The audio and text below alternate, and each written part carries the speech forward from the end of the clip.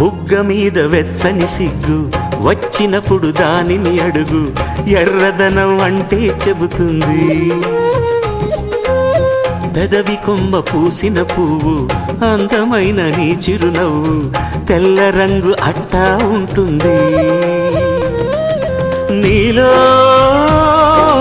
నిలువున పులకలు రేగిన వేళ నువ్వే పచ్చని పైరువు అవుతావమ్మా. దిగులు రంగే నలుపు అనుకో, ప్రేమ పొంగే పసుపు అనుకో. భావాలను గమనిస్తుంటే ప్రతి రంగును చూస్తున్నట్టే, చూపులు ఎవరివైనా చూపించే లోకం ఒకటి.